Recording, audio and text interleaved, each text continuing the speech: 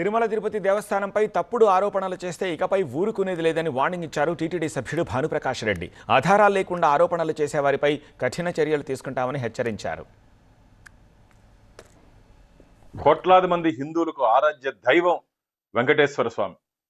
ఎవరైనా సరే టీటీడీ మీద కానీ, వెంకటేశ్వర స్వామి మీద కానీ, టీటీడీ అనుబంధ సంస్థల మీద కానీ ఆధారాలు లేకుండా రాజకీయ ప్రయోజనాల కోసం ఎవరైనా అసత్య ఆరోపణలు చేస్తే మాత్రం తిరుమల తిరుపతి దేవస్థానాలు చాలా కఠినంగా మేము ఉండబోతున్నాం.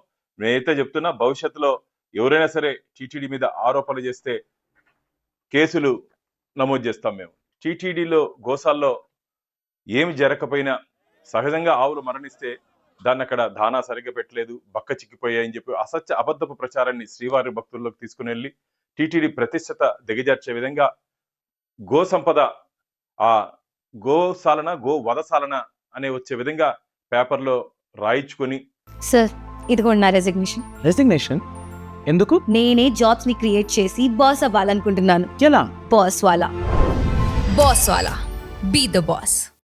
ఇక్కడ హిందువుల మనోభావాలు బాధపడే విధంగా చేసినటువంటి మాజీ తిరుమల తిరుపతి దేవస్థానాల ధర్మకర్తల మండలి అధ్యక్షులు, సభ్యులు, మాజీ తిరుపతి ఎమ్మెల్యే గారు భూమన కరుణాకర్ రెడ్డి గారి మీద కఠినమైన చర్యలు తీసుకోవాలని చెప్పి ఎస్పీ గారిని కోరడం జరిగింది.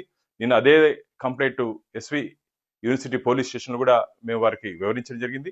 దాని మీద పోలీసులు ఎఫ్ఐఆర్ కూడా నమోదు చేయడం జరిగింది. కాబట్టి ఈ ఎఫ్ఐఆర్ రాబో రోజుల్లో ఇదొక బ్రహ్మాస్త్రం మారిగా ఎవరైనా అసత్య ఆరోపణలు ఆధారాలు లేకుండా టీటీడీ మీద చేస్తే మాత్రం జరగబో పరిణామాలు చాలా తీవ్రంగా ఉంటే చాలా కఠినంగా ఉండబోతున్నాయి.